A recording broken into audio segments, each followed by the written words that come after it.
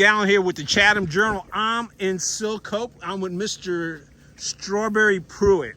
You actually do have a first name, but everybody calls you Strawberry, don't they? That's right. Why do they call you Strawberry? Well, they used to have red hair, but it's all turned gray now, but the name stuck. The name stuck. Now, Yeah. Was that something your mama called you or just your friends? Or? No, just some more rodeo people started a long time ago. All right. Well, we're out here. We're in front of the bulls. What's going on? You did this last year. Last year you came out here and you did a rodeo. How did you decide to do a rodeo here in Silk Hope? We got some friends that live up here, and they had told me for the last few years they thought it'd be a good place to have one. So we come up here, met with the Ruritan Club, and got it all worked out and had the rodeo, and it was a huge success. Now, I heard you had about 5,000 people show up and you had to turn folks away. Is that right? Oh yeah, had to turn people away last year. But you've made plans for that this year, right? Yeah, we've got more bleachers set up this year. I guess if you come this year, you might ought to wear your mud boots because it's a little wet around here today, but the weather's supposed to get better as the day goes on. All right. And the event's going on today, Friday, and it's going on tomorrow, Saturday as well. That's right. All right. Gates open at 5:30. Event starts at 7:30. That's right. All right. What kind of events are folks going to see if they come on out here? That we'll see the bareback riding where the guys ride the bucking horses. I also have the saddle bronc riding. Have the girls will breakaway rope and barrel race. There'll be calf roping, team roping, and then everybody's favorite, the bull riding. The bull riding. Speaking of bull riding, weren't you a championship bull rider at one time? Yeah, a long time ago, back in the 80s, but that's a long time ago. All right. Now let me ask you this. You seem like a sensible type of person. What made you decide, hey, I want to get into bull riding?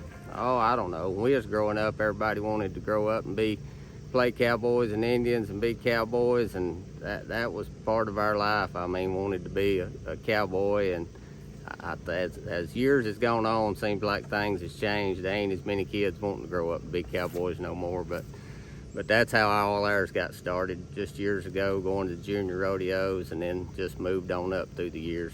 And where did you grow up at? We live right outside of Spartanburg, South Carolina. All right. Now, when was the first time you got on a bull? Oh, when I was like 11 years old. All right. And what possessed you to do it at 11 years old, besides wanting to be a cowboy?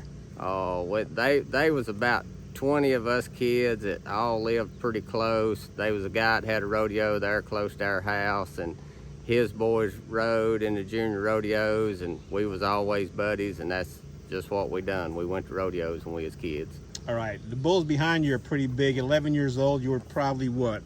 About maybe 5 foot tall? Yeah, probably. Did you get on a regular size bull? We didn't when we was 11. As you get a little older, you do, but when you start, they put you on junior bulls, which is smaller, and then you just work your way up to the bigger bulls. All right. How long you last on that first bull? Oh, not very long. It takes a while of getting on and keep getting on till you learn the ins and outs. But all right, so you started at 11, you got on your first junior bull. At what point did you say, you know what, I am good enough riding bulls to become a champion? oh, I guess when I was about 16, 17, we started going to a lot of the pro rodeos, and then from that point on just kept going, and I rode bulls till I was 28, and after then we started sending timed event cattle to rodeos, and was picking up and was still involved, and then it just involved us producing and putting on rodeos throughout the years. So that's how you got into doing what you're doing now. That's right. And what's the name of your company? Double Creek Pro Rodeo. Okay, Double Creek Pro Rodeo, and I know you folks can find that on Facebook. So how many of these events do you put on a year? About 25. 25. Yeah. Let's just go back to you becoming a champion. What was that ride like that got you that championship? Well, the championships comes all year long. I mean, you start at the first of the year, and it's a 12-month season, and they have a finals at the end of the year. So it's accumulated on points throughout the year, and at the end of the finals, when it's all done, the one with the most points for the whole year becomes the champion. What was the best bull ride you ever had? I don't know. They was a bull in this part of the country that never had been rode very much, and I rode him up there in Virginia one night, and there's only 4 guys that had ever rode him his whole career, and I rode him in Virginia one night. That was probably the best bull ride I'd ever made. Now, you may not want to answer this question. What was the worst bull ride you ever made? Oh, I guess all of them's the worst one when you don't get paid, but... What's involved in, you mentioned there's only 4 folks that have ridden that one bull. What kind of folks decide to ride bulls? Oh, I mean, I don't know what really pushes people to become bull riders. I mean, it was just something I wanted to do. I mean, I guess people play baseball and they play football and just go on. This just involved something that we made a career out of. It's just like any other sport. You just got a desire to do it. The bulls back here, you've got 1, 2, 3, 4, 5, 6, 7, it looks like 8 of them out there. So all 8 of these are going to get ridden today, or how do you pick who's going to ride what bulls tonight? That they will call and enter the rodeo a week before. Okay. And then at 2 hours before the performance, the judges will draw. So they will actually draw you a bull 2 hours before, and that'll be the one you get on.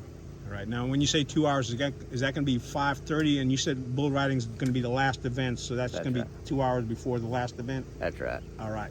Now, we've talked about bull riding. We've determined that you're a champion. We've determined your best ride, determined your worst ride. Sounds like you had a bunch of those. But what else is going to be going on? Let me ask this question. What event will kids particularly like? So if somebody brings their kids, what events will the kids like? Well, the kids probably like to watch the bucking horses and the bulls the most, and the clown. And we've got a guy here named Mike Wentworth. He's known throughout the United States, a really good rodeo clown, and they'll give them lots of laughs. What makes for a very good rodeo clown? Oh, keeping the crowd involved. I mean, when stuff in the arena's not going on, I mean, Mike will tell jokes, and he's got some acts, and really something to come see.